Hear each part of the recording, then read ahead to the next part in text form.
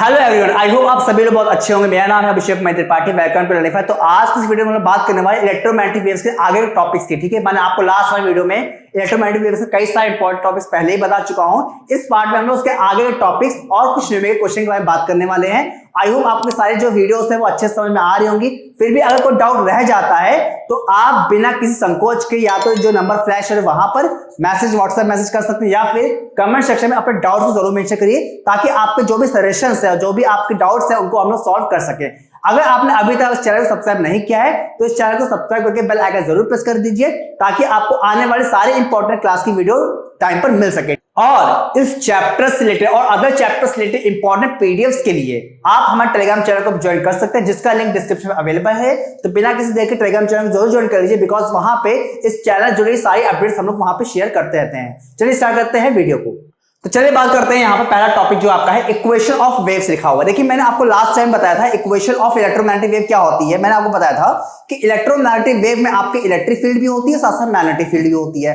जहां पे हम इलेक्ट्रिक फील्ड का इक्वेशन लिखते हैं E equal to E naught sine omega t minus k x, और मैग्नेटिक फील्ड के लिए लिखते हैं B equal to B naught sine omega t minus k x. ये दो टर्म लिखते हैं। ठीक है, ये आपका इलेक्ट्रिक फील्ड को रिप्रेजेंट करता है, ये आपका मैग्नेटिक फील्ड को रिप्रेजेंट करता है। हम लोग क्योंकि इलेक्ट्रोमैग्नेटिक वेव्स में दोनों ही फील्ड से होती है, इसलिए हम लोग यहाँ पर दोनों ही इक्वेशंस का यूज करते हैं। ठीक है, जहां पे जो E नॉट और B नॉट है, E नॉट और B नॉट क्या है, आपके maximum value of electric field हो गया, और B नॉट क्या हो गया, maximum value of magnetic field हो गया। ठीक है, तो ये आपको यहाँ पे दो टर्म हो गए। ठीक है, यहाँ पे maximum value of electric field और maximum value of magnetic field, यहाँ पे दो टर्म हो गए। ठीक है, जिसको हम लोग यहाँ पर एम्पलीट्यूड भी बोल सकते हैं।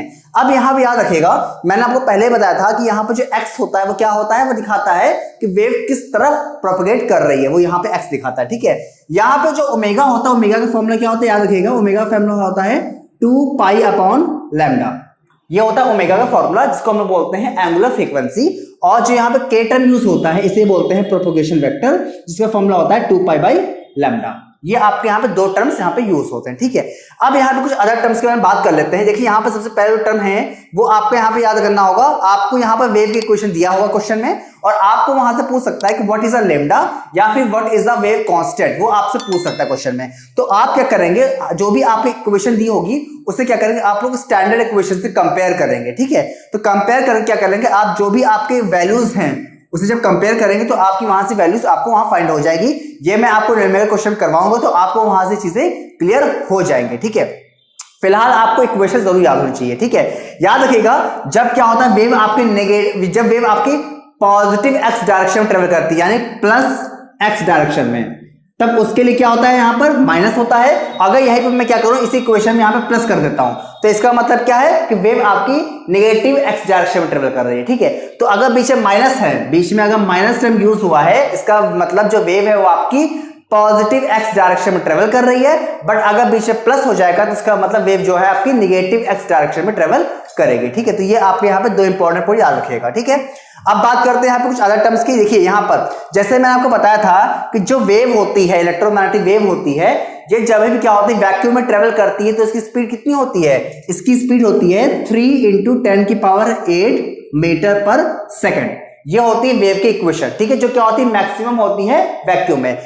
एक फॉर्मूला प्रूफ करने को आता है, वो होता है फॉर्मूला C = 1/√μ0 × ε0। ये आपसे प्रूफ करने को आता है, 2 नंबर क्वेश्चन में आ जाता है। ठीक है, तो आप इसको जरूर कर लीजिए, बहुत ही इंपॉर्टेंट क्वेश्चन है। ठीक है, कैसे प्रूफ करेंगे इसको देख लीजिए ध्यान से। सबसे पहले क्या करते हैं हम लोग, यहाँ पर राइट हैंड साइड ले लेते हैं। ठीक है, तो यहाँ पे हम लोग राइट हैंड साइड लेते हैं। ठीक है, राइट हैंड साइड में क्या करते हैं हम लोग, यहाँ पर सीधे सीधे हम लोग क्या करते हैं, √μ0 × ε0 की वैल्यू निकालते हैं। ठीक है, हम क्या करते हैं, यहाँ पे μ0 × ε0 की वैल्यू निकाल के देखते हैं क्या होता है। ठीक है, कैसे करेंगे, यहाँ पर हमने यहाँ 1/, नहीं कर रहे हैं। ठीक है, हम केवल इसकी वैल्यू निकाल, जो अपन इसका ये टर्म है, इसकी वैल्यू निकाल रहे हैं। ठीक है, तो यहाँ पे करेंगे, अंडर करते हैं। अब इसको 4 पाई से मल्टीप्लाई, 4 पाई से डिवाइड कर देते हैं। ठीक है, तो μ0/4 पाई इंटू 4 पाई ε0 हो गया। ठीक है, ये हो गया 4 पाई से मल्टीप्लाई और 4 पाई से डिवाइड कर दिया। अब आपको पता ही, जो μ0/4 पाई है, ये आपका मैग्नेटिक फील्ड में कांस्टेंट की तरह यूज होता है, जिसकी वैल्यू आपको पता होगी कितनी होती है, 10 की पावर -7 होती है। जबकि जो आपका 4 पाई एप्सिलॉन नॉट होता है, इसकी वैल्यू कैसे निकालेंगे, आपको पता होता है कि 1/4 पाई एप्सिलॉन नॉट की वैल्यू होती है 9 × 10 की पावर 9। तो जब क्या करेंगे, इसको ऊपर ले जाएंगे तो ये आपका 1/, में आ जाएगा, ठीक है। तो यानी इसका जो 4 पाई एप्सिलॉन नॉट है, इसकी वैल्यू हो जाएगी 1/9 × 10 की पावर 9 हो जाएगा, ठीक है। अब यहाँ पे क्या करिएगा, यहाँ पर तो 10 की पावर -7 है, इसको आप लोग क्या करिए, नीचे ले जाइए, ठीक है। इसको आप नीचे ले जाइए, क्या हो जाएगा, यहाँ पर हो जाएगा 1/√, यहाँ पे 1/, सॉरी नहीं, यहाँ पे क्या हो जाएगा √1/, क्या हो जाएगा यहाँ पे 9 ऐसे रहेगा, 10 की पावर 9 और इंटू ये आपका नीचे का 10 की पावर कितना हो जाएगा, 7 हो जाएगा, क्योंकि -7 तो नीचे गया तो +7 हो गया। आई होप यहां तक क्लियर हो गया होगा। अब यहां पे देखिए +9 + 7 कितना हो गया, 10 की पावर 16 हो गया। यानी आपको यहां पे आ जाएगा √1/9 × 10 की पावर 16। अब अगर आप इसको बाहर निकालेंगे, रूट के बाहर निकालेंगे, कैसे करेंगे, 1 रूट के बाहर आएगा तो 1 आ जाएगा, 9 बाहर आएगा 3 हो जाएगा, और ये 10 की पावर यहाँ पे कितना 16 था, 10 की पावर 16 बाहर आएगा कितना हो जाएगा आपका 10 की पावर 8 हो जाएगा, पावर हाफ हो जाएगी, ठीक है। अब ये एक्चुअल लिखा क्या है, ये आपका एक्चुअल लिखा हुआ C लिखा हुआ, यानी कितना आ गया आपका 1/C, यानी आप यहाँ पे इसको आ लिख सकते हैं 1/C। तो देखिए हमने √μ0 × एप्सिलॉन निकाला, सॉल्व किया, तो इसकी वैल्यू क्या आ रही है 1/C के इक्वल आ रही है, बिकॉज ये क्या है, स्पीड ऑफ लाइट लिखा हुआ है। तो इस तरह से क्या हुआ, हमारी ये जो इक्वेशन थी वो हमारी प्रूफ हो गई, ठीक है। तो ये आपसे प्रूफ करने को बोलता है, तो आपको एज इट इज को ऐसे ही प्रूफ कर लेना, ठीक है। आई होप आपको यहाँ पे समझ में आ गया होगा। चलिए बात करते हैं नेक्स्ट टॉपिक की। अब यहाँ पे देखिए, यहाँ पे जैसे मैंने आपको बताया C, ठीक है। C कब होता है, जब आपका वैक्यूम में ट्रेवल करता है। अगर यही जो इलेक्ट्रोमैग्नेटिक वेव है, जब वो किसी भी अदर मीडियम में ट्रेवल करती है, लाइक सपोज करते हैं कि वो अगर क्या करते हैं, ग्लास में, वाटर में, किसी अदर मीडियम में ट्रेवल करेगी, तो वहां पे क्या होता है, मैंने आपको बताया था कि वहां पे स्पीड कुछ कम हो जाती है, ठीक है। तो वहां पे आपका बनता है फॉर्मूला V = बन जाता है 1/√μ × एप्सिलॉन हो जाता है, ठीक है। मतलब वहां पे आपका नॉट नहीं यूज होगा, नॉट होता है फ्री स्पेस के लिए। बट जब क्या हो कि लाइट क्या हो, किसी अदर मीडियम में ट्रेवल कर रही होगी, इलेक्ट्रोमैग्नेटिक वेव किसी अदर मीडियम में ट्रेवल करेगी, तो वहां पे क्या होगा, μ × एप्सिलॉन हो जाएगा, ठीक है। तो ये फॉर्मूला कब हो जाएगा, जब लाइट किसी अदर मीडियम में ट्रेवल करेगी, ठीक है। यहाँ पे एक और फॉर्मूला है जो बहुत ही ज्यादा इंपॉर्टेंट है, वो आपका फॉर्मूला होता है C = होता है E0/B0, ठीक है। ये क्या होता है, जो फॉर्मूला होता है वो किसका होता है, स्पीड ऑफ लाइट का फॉर्मूला होता है, ठीक है। तो याद रखिएगा, जब आप क्या हो क्वेश्चन में E0 दिया, E0 क्या है, maximum value of electric field, and B0 is the maximum value of magnetic field. तो अगर आपको E0 और B0 दिया हुआ है, तो जब क्या करेंगे, आप इन दोनों को डिवाइड करेंगे, तो डिवाइड करने पे क्या होगा, आपकी स्पीड ऑफ लाइट आ जाती है, ठीक है। तो ये जो फॉर्मूला है, ये सारा जितने फॉर्मूले मैं बता रहा हूं, इन सारे फॉर्मूले को आप नोट करते चलिए, बिकॉज ये सारे फॉर्मूले आपके न्यूमेरिकल्स में यूज होंगे, ठीक है। तो सारे फॉर्मूले को आप नोट जरूर करते चलिएगा, ठीक है। चलिए बात करते हैं नेक्स्ट पॉइंट की। अगला पॉइंट क्या लिखा हुआ है, एनर्जी ऑफ इलेक्ट्रोमैग्नेटिक वेव। देखिए क्या होता है कि जो आपकी इलेक्ट्रोमैग्नेटिक वेव होती है, आपको पता है कि वेव एक्चुअल में क्या होता है, डिस्टर्बेंस होता है, ठीक है।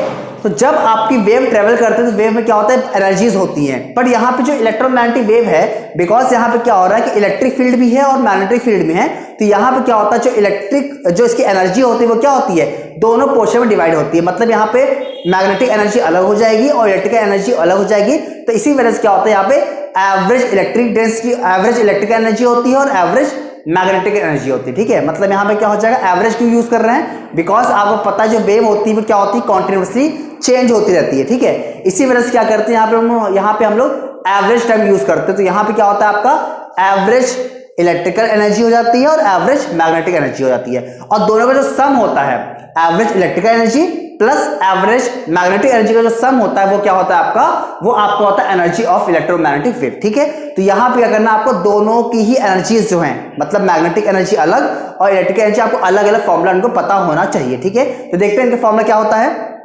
तो जैसे कि मैंने आपको बताया कि यहाँ पे क्या होता है कि इलेक्ट्रिकल एनर्जी अलग होगी और मैग्नेटिक एनर्जी अलग होगी। तो कैसे करेंगे इसको, सिंपल है कि हम लोग को याद होना है पड़ेगा कि जो E होता है, E यहाँ पे क्या है, आपकी इलेक्ट्रिकल एनर्जी हो गई। इसका फॉर्मूला क्या हो जाएगा, 1/2 एप्सिलॉन E², ठीक है। ये इसको आप चाहे तो आप इसको बोल सकते हैं UE बोल दीजिए। ये आपको UE क्या दिखा रहा है, आपकी इलेक्ट्रिकल एनर्जी को दिखा रहा है। तो ये क्या हो जाएगा, आपकी average electrical energy of electromagnetic wave, ठीक है। ये आपका हो जाएगा average electrical energy of electromagnetic wave, ठीक है। अब यहां हम बात करते हैं मैग्नेटिक एनर्जी की, तो उसका फॉर्मूला कैसे करेंगे, तो उसको बोलेंगे UB।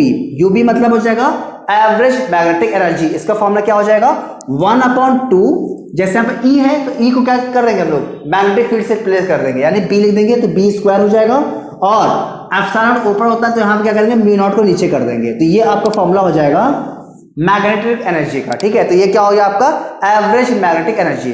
तो जब क्या करेंगे दोनों को ऐड करेंगे, जब दोनों को आप ऐड करेंगे तो उस केस में क्या होगा, वो आपकी total energy of electromagnetic wave हो जाएगा, जिसको हम लिख सकते हैं कुछ ऐसे कि हम लोग इसी में ऐड कर देते हैं। यहाँ पर इसको हम लोग क्या करते हैं, यहाँ पे देखिए नोट कर लिया होगा आपने।